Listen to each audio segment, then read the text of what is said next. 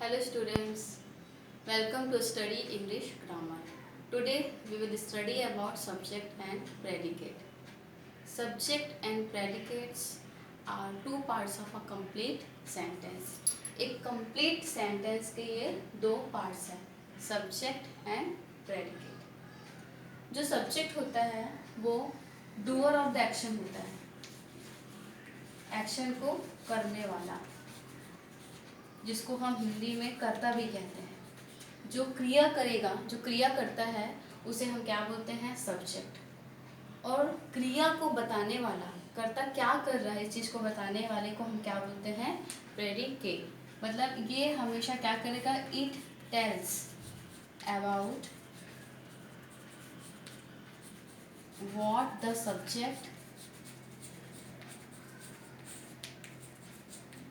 Subject is doing.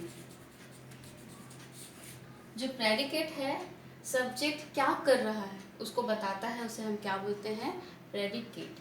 Subject doer of the action है, action करने वाले को हम क्या बोलते हैं? सब्जेक्ट, जो यहाँ पर कर्ता होता है, और क्रिया को बताने वाला को हम क्या कहते हैं? प्रेडिकेट। जो सब्जेक्ट है उसमें जो कर्ता है वो कर्ता क्या हो सकता है? नाउन, है ना, और प्रोनाउन और थिंग। जो सब्जेक्ट है, जो करने वाला है, जो करता रहेगा वो नाउन में सभी आ जाएगा। Noun, name, proper noun, place और थिंग और प्रोनाउन, ये हो जाते हैं हमारे सब्जेक्ट। और जो सब्जेक्ट है वो base part of the sentence होता है, सेंटेंस का जो बेस पार्ट होता है। और जो प्रेडिकेट है वो हमेशा स्टार्ट होगा, इट ऑलवेज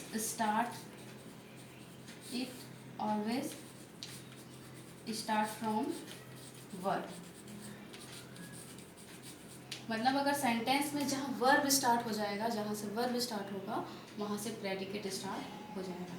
ठीक है, तो आप बिल्कुल ध्यान रखेंगे, जो सब्जेक्ट और प्रेडिकेट में सब्जेक्ट करता होता है, क्रिया को करने वाला, और जो प्रेडिकेट है क्रिया को बताने वाला, क्रिया को बताने वाले को हम प्रेडिकेट करते हैं। इसको हम और अच्छे से एग्जाम्पल से समझते हैं। So let's we will see some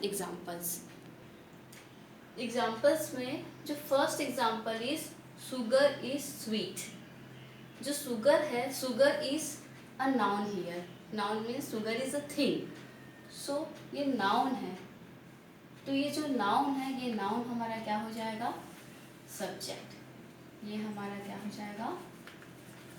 subject. और मैंने बताया कि जो प्रेडिकेट है वो हमेशा वर्ब से स्टार्ट होगा। तो इज यहाँ पर हेल्पिंग वर्ब है, सो इज से फुल स्टॉप तक के क्या होगा? प्रेडिकेट। यहाँ से यहाँ तक ये क्या हो गया? प्रेडिकेट। ओके, तो इस तरह आप बहुत ही आसानी से सब्जेक्ट और प्रेडिकेट को समझ सकते हैं। अब सेकंड एग्जांपल में उसी तरह हम देखते हैं। जैसे सेकंड एग्जांपल में मैं लिखी हूँ, Delhi is the capital of India.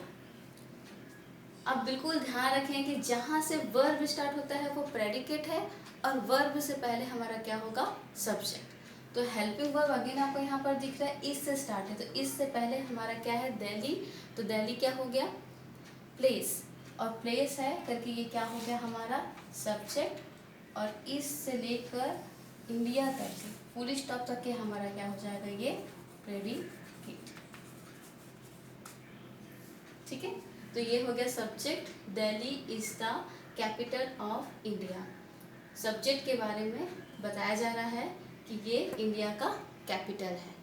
तो ये हमारा कर्ता, और कर्ता जो के बारे में जो बात कर रहा है वो क्या हो गया? हमारा प्रेडिकेट। उसी तरह तीसरा एग्जाम्पल को भी देखते हैं।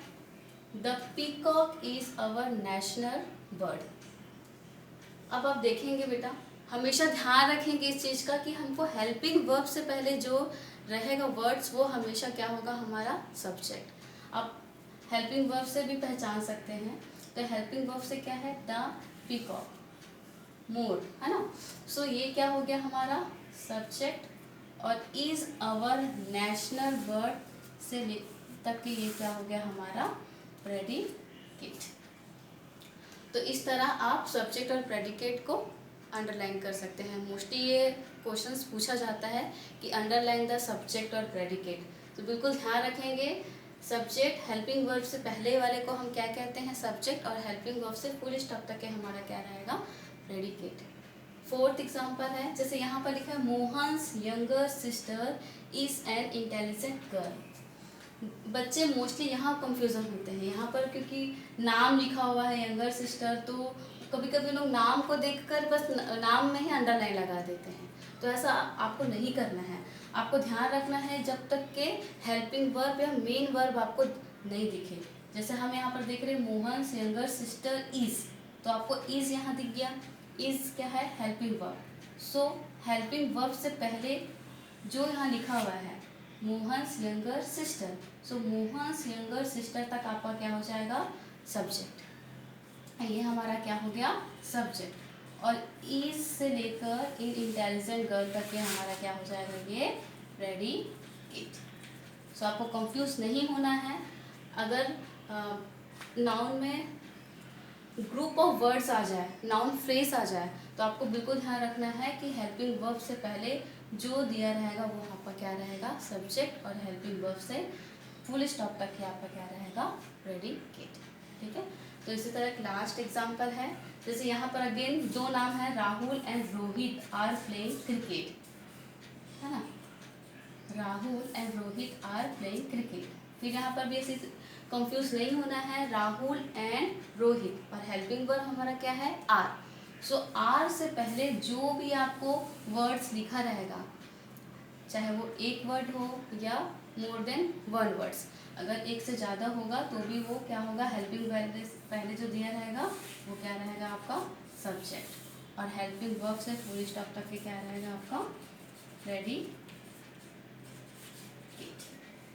ओके।